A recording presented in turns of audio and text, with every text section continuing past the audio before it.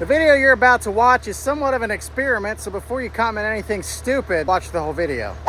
Welcome back to the Boober Crew, everybody. It has been a little bit too long since I got on here and made some videos for you guys. It is springtime, specifically May 5th or 6th or 4th or 7th. I'm not really sure what day it is, but it's beginning of May. It is warm, it is humid today. So we've got this fall plot that we planted last fall, and it is growing up, pretty overgrown right now. Starts up there, works around, goes down that way. We've got clover in here that's growing. We've got rye and triticale that's growing in here. We've got, you know, leftover brassicas and stuff that's kind of popping up. There's a little bit of food in here, but the food quality is not really there. And I've got some summer plots that I want to plant in here. The soil itself isn't that hard because of the amount of brassicas and turnips and stuff that was in this plot. So, you know, there's a lot of real loose soil there in the top couple inches. So it's not super hard soil, but we get into stuff like this, really thick. Kind of thinking I maybe should have rolled it or something just to kind of crimp this stuff down. But I think if I take a disc over it, it will crimp it and kind of turn some soil. This is going to be our second food plot that I'm planting, and this one is a brand new food plot that I haven't ever planted before. And there is this is going to be a whole new kind of system that I'm doing here. So I just planted a brand new seeding of grass hay in this field. As you can see, we've got some grass popping up in rows. And normally this is a row crop field. It's been in a corn, beans, wheat rotation for the last, I don't know how many years. And you can see all the soybean stubble that is in here. But this year we put it into hay. You know, I work on a hay farm here, and that's we make a lot of hay. But because of that, we're losing a big food source that the deer had on this property. Right here is this big, thick, heavy hedgerow that actually provides a lot of cover for deer. We've had, you know, we've seen deer appear. We've seen rubs in this tree line. Surprisingly, deer travel down along this way between that hedgerow way down there and down here. Surprising, I know. We've seen deer in broad daylight run across this field here, but there's no cover. It's kind of weird. Now, there's a neighbor's field over there that just got planted into corn. It's been in hay for years, and now it's going into corn. And this right here is going to be kind of a new wildlife hedgerow that I'm kind of creating. So Thunder Ridge Outdoors has tons of seeds, tons of seed blends. Go check them out. You can check them out at huntingplots.com. Like my hat says up here. Go look at their seeds. They have such a huge lineup of seeds, so many different cool blends, a lot of experimental stuff.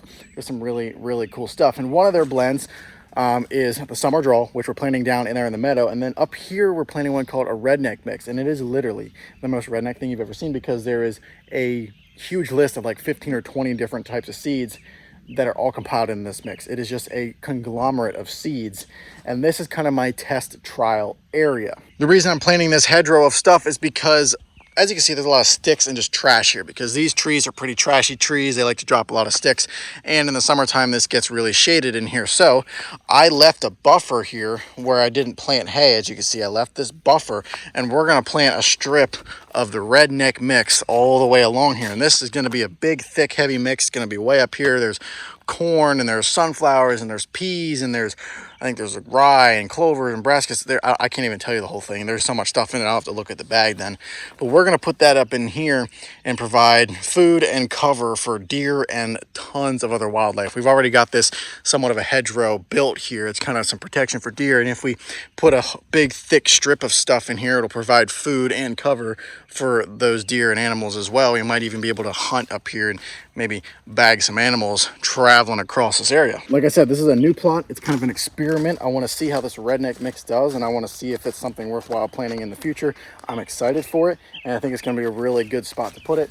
And I think it's going to do quite well. Though it looks like it's going to rain, radar says we are clear for a while. The ground is wet, but it's not soggy. So I think we're going to be okay if we sink the disc in the ground and just kind of chop up some residue down in that lower plot and kind of just get the process started. The seed that I want to plant, I can plant it by broadcasting it, but I do need to get the ground kind of loosened up so I can get the, you know, get the soil turned over, at least, you know, get it planted 3/8 to a 1/2 inch deep. That's kind of what the guy recommended. And then about 1/2 inch to 1 inch for the Redneck mix stuff. So that is what we're going to do.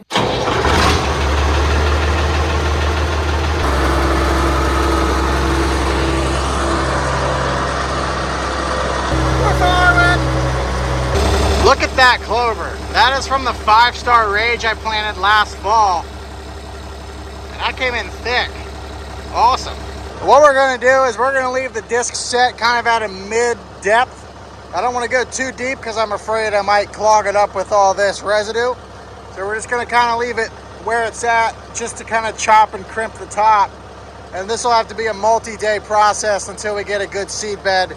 I don't have any fancy tillage equipment, so we're gonna have to make do with what we got.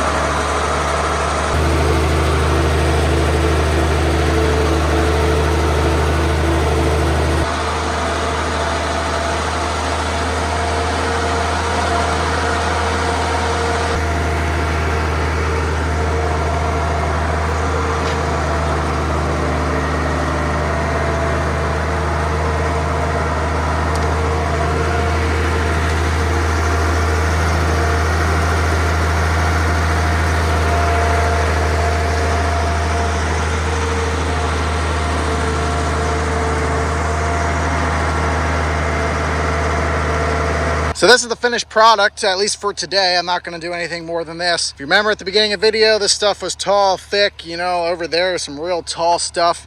But that stuff chops up pretty nice. The rye and the triticale, obviously a little bit harder to chop, but basically it kind of did what I wanted it to do. Just kind of chop up, crimp, and lay over all the organic matter that was here. Now, like I said at the very beginning of the video, this is kind of an experiment because normally when I do food plots like this, I mow them first to kind of chop up all that organic matter into really fine stuff, and then it doesn't really become a problem for the disc. It breaks down quicker. The reason this is an experiment is because I didn't mow it. I just came in, big tall stuff, and I disc crimped it. That's why this is an experiment. We're seeing how it's gonna do. This might be an absolute total failure, or it could be all right. Chances are, since it's hot, springtime, it's wet, a lot of this stuff is gonna keep growing. And it didn't really kill any of it, it's gonna keep growing. And in that case, maybe I'll wanna mow it, but now I've made the ground rough because I ran the disc over it. Like I said, this could be an utter failure, or it could be a complete success. When I was discing down there, it smelled like summer, man. And for being the beginning of May, oh, that was a good smell. Here's our seed. This is Redneck Recipe. This is going up on that tree line plot.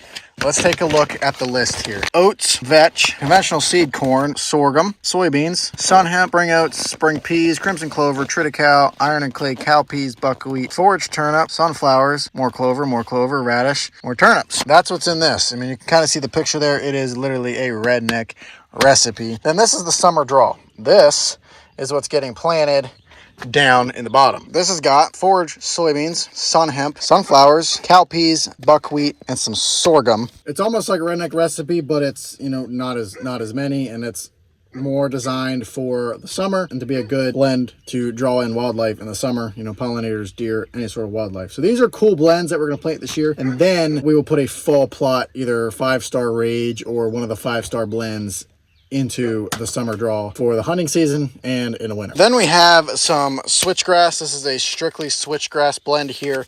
This is going to be going down by the summer draw plot, but that open stretch, kind of where the hay fields come out, it's just too open there. And what we're going to do is we're going to use this switchgrass as a screening plot just to provide some cover for the animals in the food plot. And then our final thing that we're going to plant is this mushroom food plot spawn. We are planting mushrooms. Yes. Call me crazy if you want, but this is going to be a super cool experiment. And what's going to happen is we're going to plant a roughly 5x10 plot of mushrooms up in the middle of the woods, where I've tried to plant a plot before. We call it the hilltop plot. Too many trees up there. Soil's not great. We tried putting plot up there before. It just didn't work. This is the perfect place to put this food plot. We don't really have a whole lot of mushrooms around here, but it's been discovered that deer love eating mushrooms. So we're going to put this plot up there real close to a tree stand, about 40 yards from one of our tree stands up there. And hopefully over time, we could probably build up the soil up there, then cut a few trees down and actually install a really good food plot up there, a bigger plot. We're going to see how these mushrooms work. It's going to kind of be a process because you have to layer it with like wood chips and straw, and it has to be real moist and stuff. We're going to try it. We're going to see how it works. It's going to be pretty cool.